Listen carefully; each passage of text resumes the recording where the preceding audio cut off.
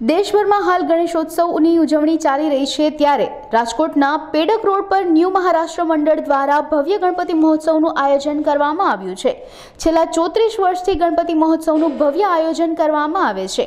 ગણેશ પંડાલમાં અલગ અલગ થીમ રાખવામાં આવી છે। દરરોજ હજારોની સંખ્યામાં ભાવિ ભક્તો દર્શનાર્થે આવે છે। ગણપતિ દાદાની પૂજા અર્ચના કરવામાં આવે છે।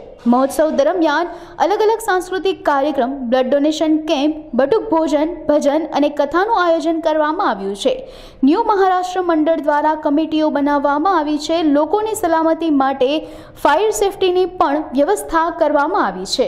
સંપતરાવ માને 1989 સાલમાં અમારા મહારાષ્ટ્રીયન વડીલ મિત્રોએ આ ગણેશ ઉત્સવની પ્રથમ શરૂઆત કરેલી હતી અને આ વર્ષે આપણે 35મું વર્ષ ઉજવી રહ્યા છીએ। આ વર્ષે આપણે 35મું વર્ષ ગણેશ ઉત્સવનું ઉજવી રહ્યા છીએ। આ વખતે થીમમાં એવું છે કે અમે મહારાષ્ટ્રીયન લોકોએ પહેલાં તો જાણે બધા ગ્રુપ વાઇઝ ડેલી 10થી 15,000 લોકોને પ્રસાદી પૂરી પાડવા માટેની અમે ટીમ બનાવેલી છે અમારા ન્યૂ મહારાષ્ટ્ર મંડળના માધ્યમથી।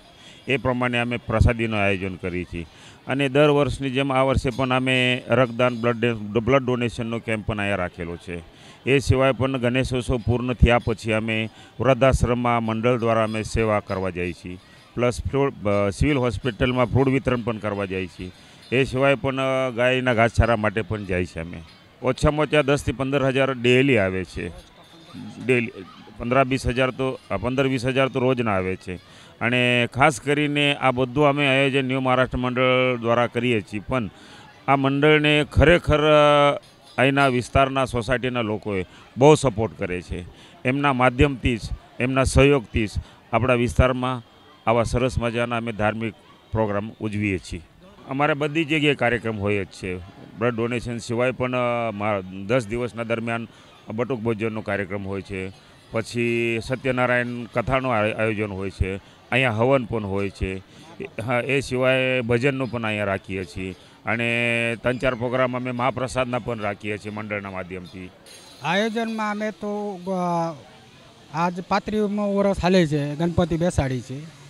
35મા વર્ષમાં રોજે રોજ પબ્લિક અહીંયાની લોકલ રાજકોટના આપણને જે વિસ્તારના સભાસદો છે, રોજના માણસો છે, વધતા જાય છે। ધાર્મિક કામમાં અમે જોડાઈ રહીએ છીએ।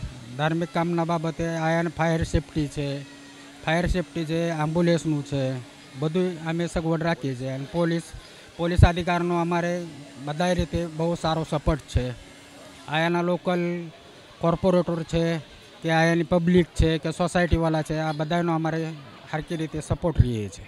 લોકોને અપીલ કે ભાઈ કે ગણપતિ દાદા બધાને સુખી રાખે, સારો વરસ જાય। વરસાદ પાણી તો થઈ ગયું છે, બધાના ધંધા પાણી ચાલ્યા રાખે, બધા આનંદી ખુશીથી ગણપતિ દાદાને મહોત્સવમાં સમાઈ રહી અને આના પછી પણ બધા સમજી લો વાર તહેવારો છે, આમાં ભાગદોડ ન થાય આ રાજકોટની અંદર કે આપણે બનતી કોશિશ કે જે સુરતમાં બનાવ બન્યો એવો ક્યાંય ન બનાવ બને, આ અમે ઈચ્છીએ છીએ અને બધા રીતે ધાર્મિક કાર્યક્રમમાં અમે લાગણીથી રહેશું।